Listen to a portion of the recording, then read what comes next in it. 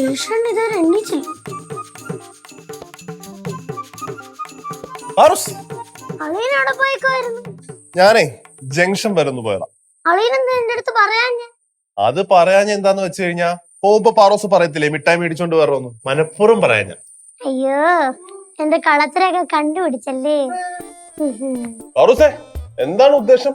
പഠനമാണോ അതോ കലാസൃഷ്ടിയാണോ?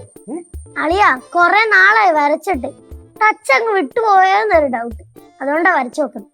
ടച്ച് വിട്ട് കളയണ്ട, നല്ലോണം വരച്ചോട്ടാ. നീ അവനെന്തേ കേശു? ഉറങ്ങുന്നു. ഉറക്കാ? അവനിതുവരെ എണീറ്റില്ലേ? ഇല്ല. ഞാൻ പോയപ്പോ മോനോട് ഉറക്കമാണല്ലോ. അളിയാ, ഇപ്പൊ ഇങ്ങനെ തന്നെയാ. രാത്രി എല്ലാ കൂട്ടുകാരും കൂടെ ഇരുന്ന് ഗെയിം കളി, അത് കഴിയുമ്പോഴത്തേക്ക് കുനൂനാ വർത്താനം, അതെല്ലാം കൂടെ കഴിഞ്ഞിട്ട് കിടന്നുറങ്ങാനാവുമ്പത്തേക്ക് 2 മണി 3 മണിയൊക്കെ ആവും. എന്താ ജീവിതം, സുഖ ജീവിതം തന്നെ. രക്ഷപ്പെടാനേ ഇതിൽ കൂടുതൽ വല്ലതും വേണ.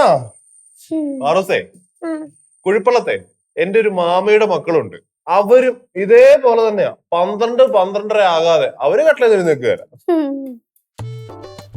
കൊതിയാവുന്നു ഉറങ്ങുന്ന കണ്ടിട്ട്. എന്റെ സംശയം അതൊന്നുമല്ല, അമ്മൂമ്മ ഇതുപോലത്തെ കാര്യമൊന്നും ഇപ്പൊ ശ്രദ്ധിക്കുന്നില്ലല്ലോ.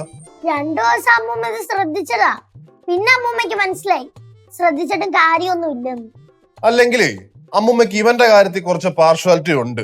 അമ്മൂമ്മയുടെ ചെല്ല പിള്ളയല്ലേ കേശു. കടകളിൽ പോകുന്ന എന്തെങ്കിലും കാര്യങ്ങൾ അമ്മൂമ്മ കേശുവിന്റെ അടുത്ത് ഏൽപ്പിച്ചാലേ കേശുവിടെ രാവിലെ എണീക്കും. അങ്ങനെയാണെങ്കിലേ നമുക്കൊരു പരിപാടി ഒപ്പിക്കാം. നമ്മളതിന്റെ പുറകിലെന്ന് കേശുവൻ അറിഞ്ഞാലേ നമ്മളെ പഞ്ഞിക്കെടും, പിന്നെ നമുക്കിവിടെ ജീവിക്കാൻ പറ്റും. കുട്ടി പാട്ടുകാരെ തേടി ടോപ് സിംഗർ ഓഡിഷൻ UAE.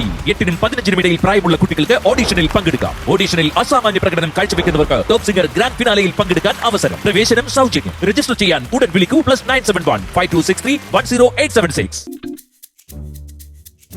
ഈ ലച്ചു ശിവൻ പോയിട്ട് എത്ര നേരമായി? ഈ പിള്ളേർ എന്താ വരാത്തെ? അനിയത്തിയും ചേച്ചിയും കൂടെ കഥകളൊക്കെ പറഞ്ഞു വരുമ്പോ കുറച്ചൊക്കെ ലേറ്റ് ആവും. ശിവചേച്ചി ചെന്നൈയിലെ കാര്യങ്ങൾ പറഞ്ഞു തുടങ്ങി കഴിഞ്ഞ പിന്നെ നിർത്തത്തില്ല. ശിവചേച്ചിയുടെ ചെന്നൈയിലെ കഥകൾ കേട്ടി എന്റെ ചെവി പൊട്ടിപ്പോയി. കുടുംബത്തിലെ ഏക ഒരു ആൺതരി കിടക്കുന്ന കിടപ്പ് കണ്ടാ രാവിലെ എഴുന്നേറ്റ് കുളിച്ച് കുട്ടപ്പനായിരിക്കണ്ടവനാ. എന്താ ഉറക്കം! കുടുംബത്തിലെ ഒരുത്തർ ഇങ്ങനെ ഇരിക്കണ്ട, മ്ലേച്ഛം തന്നെ, അശ്രീകരം.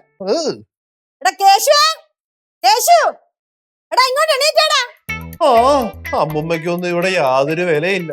പാറ പോലെ കിടക്കട കണ്ടില്ലേ. പാറു, നീ പോയെന്ന് വിളിച്ചേ. ചെല്ല്.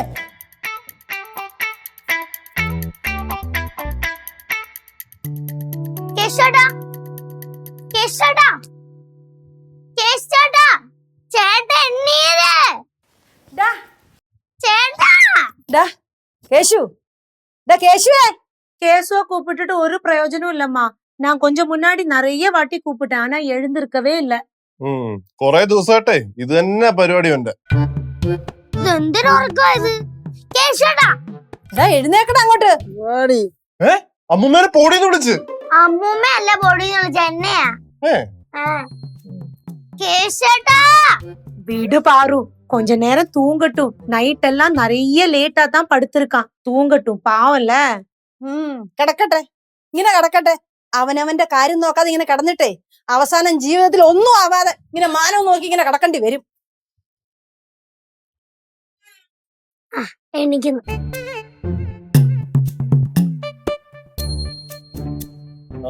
ശരി, പാമ്പ് 10 വിടർത്ത പോലെ വിടർത്തിയിട്ടേ പടം കൊള്ളാടാ.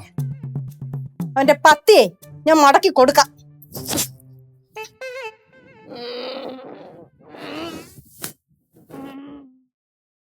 ഇതെന്തൊരു സ്റ്റൈല്! പാവല്ല,